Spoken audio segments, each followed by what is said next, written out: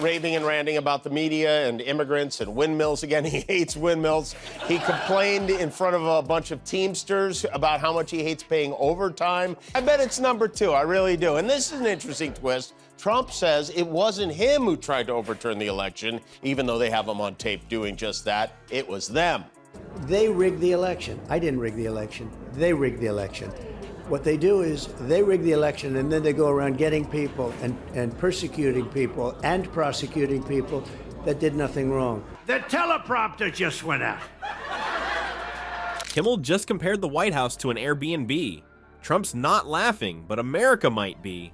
Before we move on, I'd like to ask you a small favor. If you appreciate this content, please take a second to like this video and subscribe to the channel. Over 98% of you watch the videos without subscribing. It costs you nothing, but it makes a huge difference to us.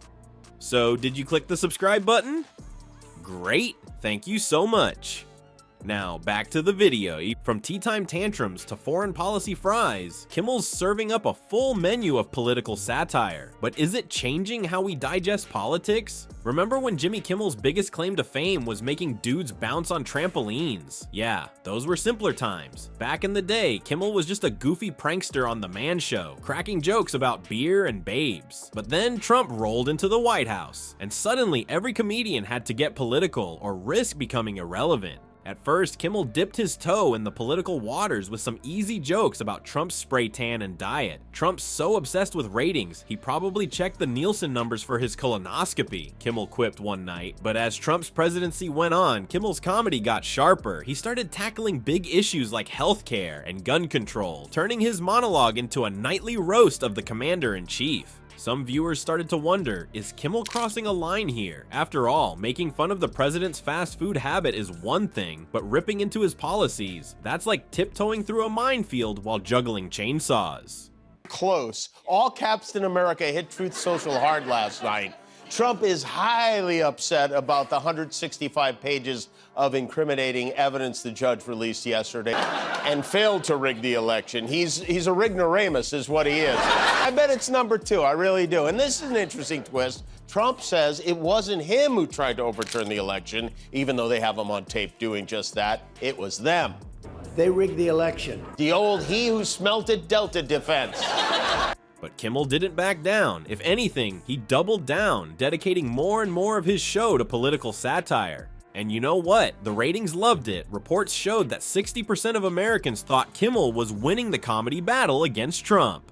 The class clown had transformed into the valedictorian of political satire, and viewers couldn't get enough. But while America was laughing, Trump definitely wasn't. The more Kimmel roasted him, the angrier the president got. It was like watching a real-life game of comedy chicken. Who would blink first? Spoiler alert, it wasn't Kimmel. He kept the jokes coming, night after night, turning Trump's every tweet and tantrum into comedy gold. From suggesting Melania was treating the White House like an Airbnb, to comparing Trump's foreign policy to a McDonald's menu, Kimmel was relentless. And just like that, the guy who once made his living with fart jokes and girls on trampolines became America's go-to Trump critic. Who says you can't teach an old dog new tricks? Or in this case, teach a class clown to become a political pundit. Raving and ranting about the media and immigrants and windmills again. He hates windmills.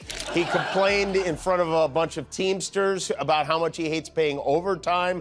He details every step, she detailed every step of the attempt to overthrow the election because it's so close to the election. They rigged the election. The election was rigged. I didn't rig it. They did. He's actually right about some of that. He didn't rig the election. He tried to rig the election.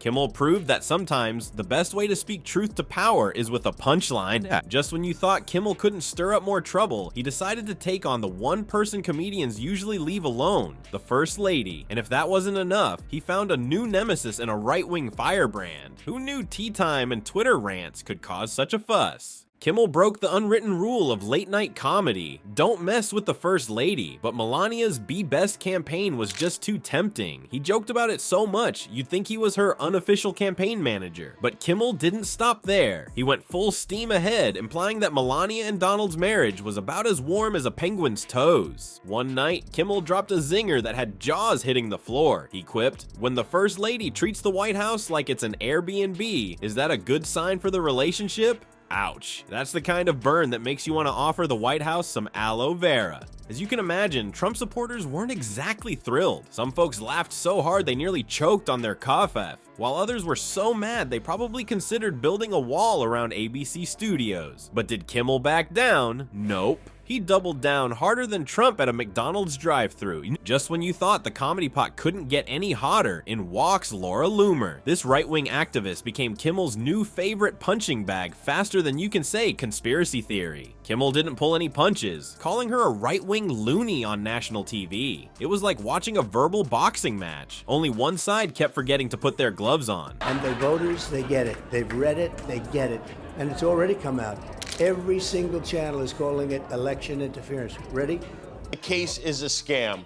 Trump is what, 78 years old? You think he knows he can double tap the shift button on his phone? They rigged the election. I didn't rig the election. They rigged the election. What they do is they rig the election and then they go around getting people and persecuting people and prosecuting people that did nothing wrong. The teleprompter just went out. Loomer, not one to take a joke lying down, demanded an apology. She called Kimmel a leftist hack and ranted on social media like it was going out of style. But her outrage only made her an even bigger punchline. It was like watching someone try to put out a fire with gasoline. Entertaining, but probably not the smartest move. Meanwhile, you could almost hear Trump's Twitter fingers itching. The president, known for his calm and measured responses to criticism, that's a joke folks, was probably plotting his next 280-character masterpiece. As Kimmel's jokes got sharper and the targets got bigger, the late-night landscape was changing. It wasn't just about silly games and celebrity interviews anymore. It was turning into a nightly roast of the powers that be. For 60 days prior to an election, the Department of Injustice is supposed to do absolutely nothing that would taint or interfere with said election. He went on about crowd size and how Biden is to blame for his crowds not being big, and then his teleprompter went out. He disobeyed their own rule in favor of complete and total election interference. I did nothing wrong. They did.